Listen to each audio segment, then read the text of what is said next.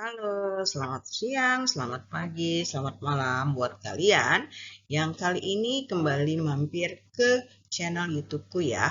Nah, kalian kan tahu channel YouTubeku ini bertema education, travel, and event. Nah, setelah sekian lama aku tidak mengupload beberapa informasi tentang education. Nah, kali ini aku akan kembali membahas satu hal tentang LKPD atau Lembar Kerja Peserta Didik. Nah, teman-teman guru pasti sudah mengenal dong apa yang dimaksud dengan LKPD. Mengapa sih LKPD ini diperlukan dalam proses pembelajaran? Nah, kali ini aku akan membahas sedikit berdasarkan pengalaman dan apa yang aku lihat serta aku alami selama aku mengajar jadi guru dan juga sebagai guru pamong dan juga kepala sekolah yang memiliki tugas mensupervisi rekan-rekan yang ada di sekolahku. Nah, mari kita simak mengapa LKPD itu diperlukan. Nah, mari kita memahami dulu apa sih LKPD. LKPD atau kepanjangannya adalah Lembar Kerja Peserta Didik, dulu dikenal dengan nama LKS atau Lembar Kerja Siswa. Anak didik kita pun mengenal ini. Namun, untuk sebagian daripada guru-guru atau pendidik, ada salah misconception tentang maksud dan penggunaan LKPD. Nah, untuk itu mari kita kenali dulu lebih jauh apa yang sebenarnya ada dalam LKPD. LKPD ini biasanya berupa petunjuk, langkah-langkah untuk menyelesaikan suatu tugas. Suatu tugas yang diperintahkan dalam lembar kerja harus jelas kompetensi dasarnya yang akan dicapainya. Nah, ini penjabaran tentang LKPD menurut Depdiknas pada tahun 2004. Dalam LKPD, biasanya ada panduan peserta didik yang digunakan untuk melakukan kegiatan penyelidikan dan pemecahan masalah. Nah, teman-teman, awal dari adanya LKPD itu sebenarnya sering sekali zaman dulu dipakai hanya oleh teman-teman yang mengajar IPA atau hal-hal yang bersifat penyelidikan. Ketika ada teman-teman biologi akan melakukan praktek di laboratorium ataupun rekan-rekan guru kimia akan melakukan praktek di laboratorium, mereka akan mengamati misalnya bagaimana proses terjadinya larutan, bagaimana proses terjadinya hujan dan lain sebagainya, ataupun proses bagaimana tumbuhnya biji kacang hijau menjadi kecambah. Nah, mereka mengamati proses tersebut dan menggunakan lembar kerja yang berisi petunjuk bagaimana harus melakukan percobaan. Namun, seiring berkembangnya zaman, LKPD atau LKS juga digunakan oleh bidang studi yang lain termasuk bahasa Inggris dan juga pelajaran IPS lainnya. Bagaimana sih bentuk LKPD? Menurut Amri pada tahun 2013, beberapa bentuk LKPD itu antara lain LKPD yang membantu peserta didik menemukan suatu konsep. Ada juga LKPD jenis ini memuat apa yang harus dilakukan peserta didik meliputi melakukan, mengamati, dan menganalisis. Seperti halnya yang tadi aku ceritakan dan biasanya digunakan oleh teman-teman di guru mapel IPA. LKPD juga membantu peserta didik menerapkan dan mengintegrasikan berbagai konsep yang telah ditemukan. Nah, pada poin ini, kita kadang-kadang yang merupakan guru bahasa Inggris ataupun guru IPS bisa pas dengan istilah LKPD atau bentuk LKPD di mana sebelum kita menerapkan suatu konsep atau suatu pola kalimat, dalam penemuan konsep atau pola kalimat tadi, kegiatan-kegiatan yang dilakukan saat kita mengajarkan mereka ini lebih cocok kita menggunakan LKPD. Nah, dalam sebuah pembelajaran, setelah peserta didik berhasil menemukan konsep, peserta didik selanjutnya dilatih untuk menerapkan konsep yang telah dipelajari tersebut ke dalam kehidupan sehari-hari. Jadi tidak semata-mata kita hanya menjelaskan satu materi, kemudian setelah itu siswa mengerjakan soal ataupun menjawab pertanyaan-pertanyaan. Tidak ada proses penemuan masalah, tidak ada proses pemecahan masalah sampai penemuan konsep. Hal ini tidak cocok dilakukan pada pembelajaran di era sekarang, yang mana kita harus menerapkan teacher center sudah harus ditinggalkan dan kita harus menggantinya menjadi student center. Siswa yang aktif, guru yang mendukung ataupun yang membimbing. LKPD ada bentuk lain yaitu berfungsi sebagai penuntun belajar. LKPD juga berisi pertanyaan-pertanyaan yang isiannya serta jawabannya ada di dalam buku. Siswa akan dapat mengerjakan LKPD tersebut jika ia membaca buku. Nah, ini bisa diambil contoh, misalnya seorang guru sejarah yang ingin menjelaskan tentang terjadinya perang dunia kedua yang puncaknya terjadi di atas runtuhnya kota Hiroshima dan Nagasaki yang dibom oleh Amerika. Guru tidak perlu lagi menjelaskan secara penuh apa yang terjadi pada masa itu. Guru hanya memberikan penugasan di dalam LKPD dan siswa diminta untuk membaca. Bisa diminta sehari sebelumnya ataupun beberapa saat sebelum LKPD diserahkan. Di proses terakhir, siswa akan memberikan kesimpulan apa yang ada dalam bacaan yang telah dibacanya. LKPD juga berfungsi sebagai penguatan. Nah, mungkin inilah yang sering digunakan oleh teman-teman guru ketika mereka menyelesaikan satu pembelajaran, ketika di akhir materi yang mereka telah terangkan, mereka kemudian memberikan soal-soal atau pertanyaan untuk memberikan penguatan tentang apa yang telah mereka ajarkan, apakah sudah tercapai kompetensi yang mereka inginkan. LKPD diberikan setelah peserta didik selesai dan merupakan bagian ini biasanya seringkali diminta untuk mengerjakan soal pertanyaan-pertanyaan yang berhubungan dengan materi yang telah dipelajari. Jadi, apa yang kita berikan di akhir hanyalah satu dari bentuk LKPD. Baik, mari kita lihat apa itu fungsi LKPD menurut Prastowo.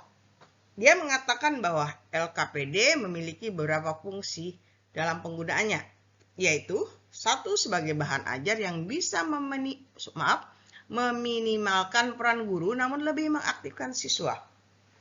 Sudah saya sebutkan sebelumnya bahwa dengan menggunakan LKPD, kita akan menghindari teacher center dan akan membuat siswa lebih aktif, bisa bekerja sendiri ataupun bekerja sama dengan temannya yang lain. LKPD juga sebagai bahan ajar yang mempermudah peserta didik untuk memahami materi yang diberikan.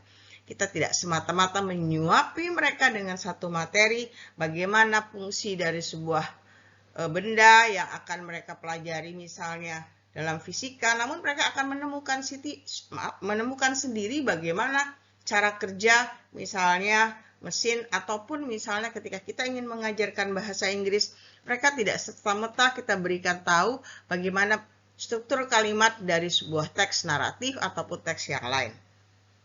Tapi siswa akan diberikan kegiatan-kegiatan yang akan membantu mereka menemukan sendiri konsep tersebut dan mudah bagi mereka untuk mengingat dan memahaminya. Kemudian, fungsi yang lain adalah sebagai bahan ajar yang diringkas dan kaya tugas untuk berlatih. Nah, hal ini biasanya juga bisa dikerjakan atau digunakan untuk teman-teman yang mengajarkan matematika atau mata pelajaran yang berisi hitungan. Kemudian, memudahkan pelaksanaan pengajaran kepada peserta didik. Berdasarkan pengalamanku, setelah aku mengajar misalnya 2 jam pelajaran sekitar 90 menit, waktu yang aku gunakan untuk berbicara hanya lebih kepada bagaimana menguatkan. Aku tidak terlalu banyak menjelaskan, namun aku hanya memberikan petunjuk kepada siswa apa yang harus mereka lakukan sampai mereka menemukan konsep apa yang harus mereka kuasai setelah satu kompetensi dasar yang aku ajarkan. Nah, apa itu tujuan dari LKPD? Yang pertama, menyajikan bahan ajar yang memudahkan peserta didik untuk berinteraksi dengan materi yang diberikan. Menyajikan tugas-tugas yang meningkatkan penguasaan siswa terhadap materi yang diberikan. Kemudian yang ketiga, melatih kemandirian peserta didik dan memudahkan guru dalam memberikan tugas kepada peserta didik.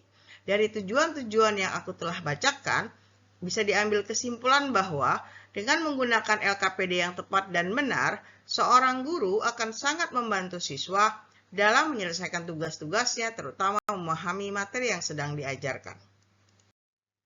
Nah, mari kita lihat apa saja sih isi dari atau komponen dari lembar kerja atau LKPD.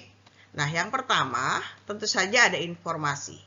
Informasi ini hendaknya menginspirasi peserta didik untuk menjawab atau mengerjakan tugas. Jangan terlalu sedikit, tapi juga jangan terlalu banyak. Jangan sampai informasi yang diberikan membuat mereka justru menjadi kebingungan atau terlalu sedikit dan membuat mereka menjadi tidak tahu apa yang harus mereka lakukan. Kemudian pernyataan masalah. Nah, di dalam LKPD sebaiknya ada masalah yang benar-benar harus mereka temukan solusinya.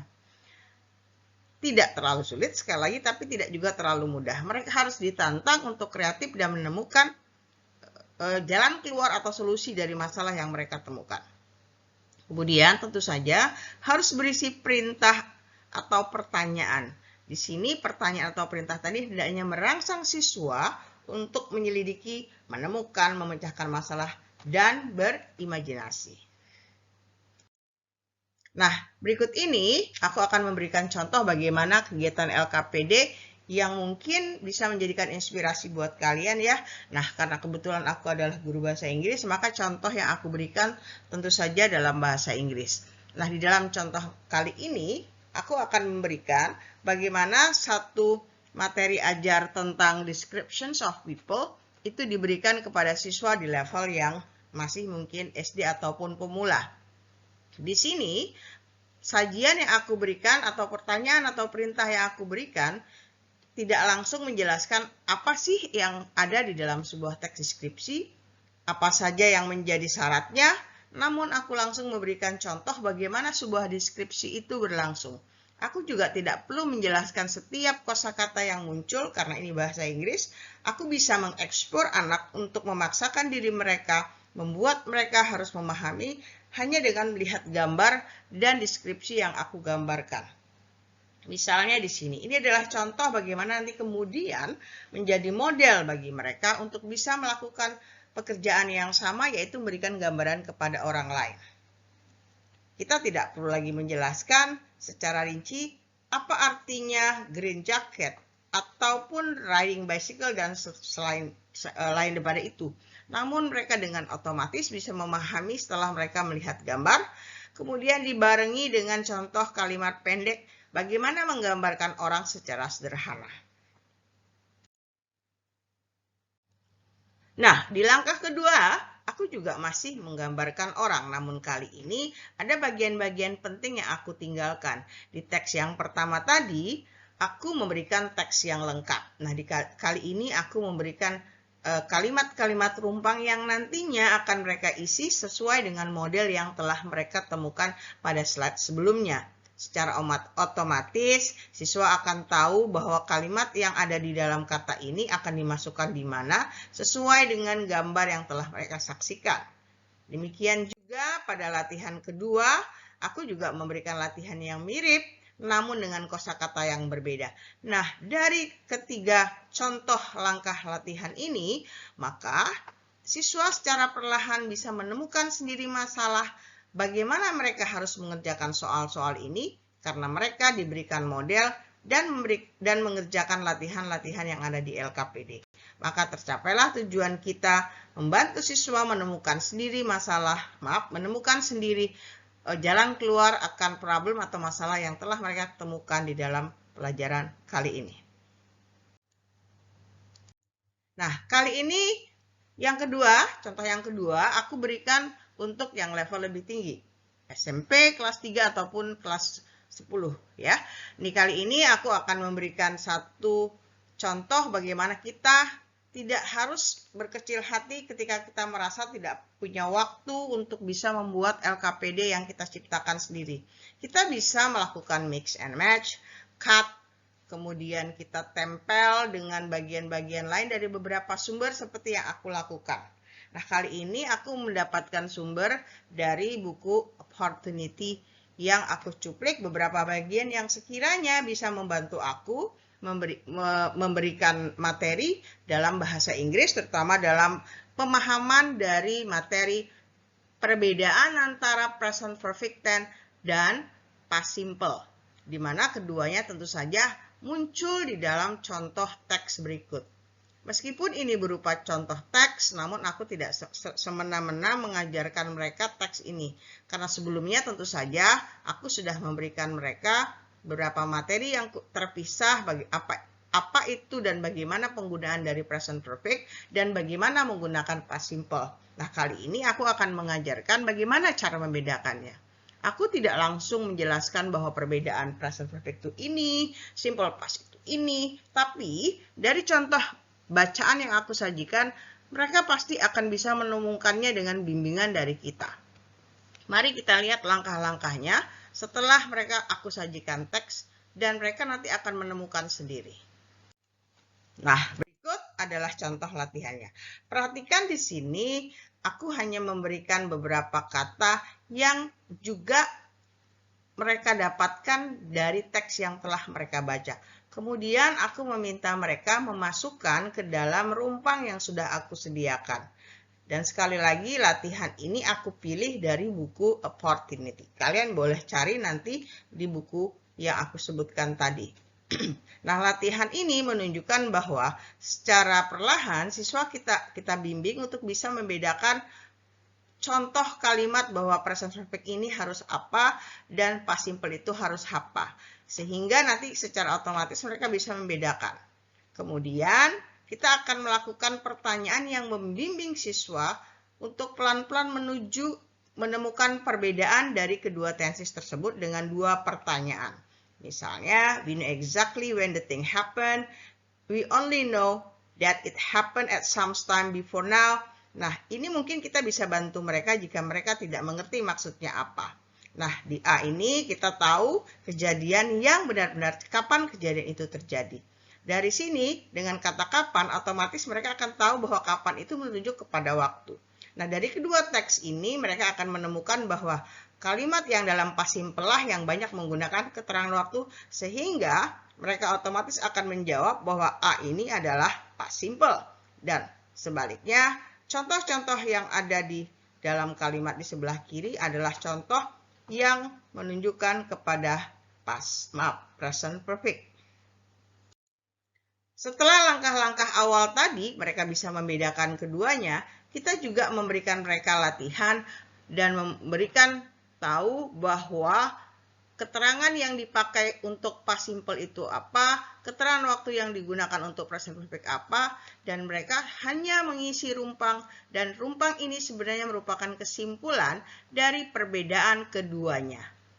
Lalu, kita juga bisa memberikan latihan seperti contoh 8, kita tidak langsung memberitahu kepada mereka bahwa ada beberapa kata keterangan yang bisa dipakai dalam present perfect. Kita tidak perlu menjelaskan apa perbedaannya already dengan yet, ever, dan never. Kita cukup menyajikan contoh percakapan yang di dalamnya mengandung keempat kata tersebut.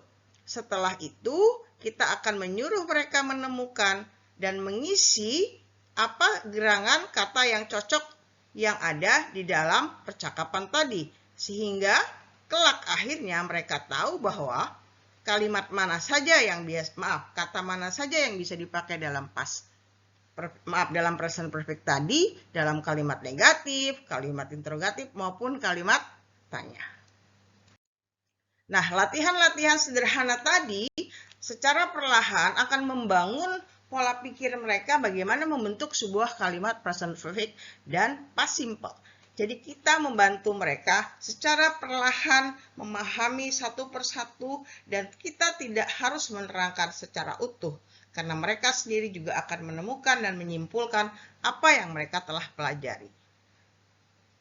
Nah, setelah latihan memahami apa itu perbedaan, barulah kita mulai memberikan mereka latihan untuk mengaplikasikan penggunaan dari keduanya di dalam kalimat. Kalau tadi kita memberikan contoh dalam teks yang saya sebutkan di awal tadi, kali ini dengan situasi yang berbeda. Namun mereka masih harus memahami dan memperjelas pemahaman mereka sendiri tentang perbedaan kedua tenses tadi dengan menjawab pertanyaan-pertanyaan seperti di nomor 9. Barulah kita pelan-pelan memberikan mereka latihan yang berisi percakapan-percakapan yang di dalamnya harus mereka ketahui perbedaan dari kedua tenses yang sudah mereka pelajari. Kemudian juga kita memberikan latihan seperti nomor 11. Nah, dari latihan-latihan kecil dan sederhana ini secara perlahan, harus kita berikan terlebih dahulu sehingga mereka tidak merasa berat untuk memahami perbedaan dari keduanya. Setelah mereka mempelajari dan mereka memahami secara utuh bagaimana perbedaan keduanya, barulah kita berikan latihan-latihan yang lebih bebas. Misalnya seperti mereka diminta untuk bertanya jawab dengan mengganti dengan kata-kata yang sudah kita siapkan, ataupun mereka juga mulai diberikan latihan untuk membuat percakapan bebas dengan tema yang sudah kita tentukan. Dan ini kita juga berikan contoh bagaimana percakapan yang mereka harus buat dan di dalamnya harus mengandung present perfect maupun simple past. Nah, demikianlah sedikit penjelasan aku dan juga contoh mengenai sebuah LKPD yang harusnya kita pakai dan kita gunakan sesuai dengan standar ataupun sesuai proses pembelajaran kita. Jangan hanya menggunakan LKPD dan menganggap LKPD hanya diperlukan ketika kita ingin memberikan ulangan atau memberikan tes. Karena LKPD tidak semata-mata kita berikan di akhir pembelajaran, tapi seharusnya sejak awal dalam proses pemahaman dari siswa dalam suatu materi, LKPD sudah harus kita berikan. Semoga penjelasan ini bisa bermanfaat buat kalian. Terima kasih. Thank you for watching.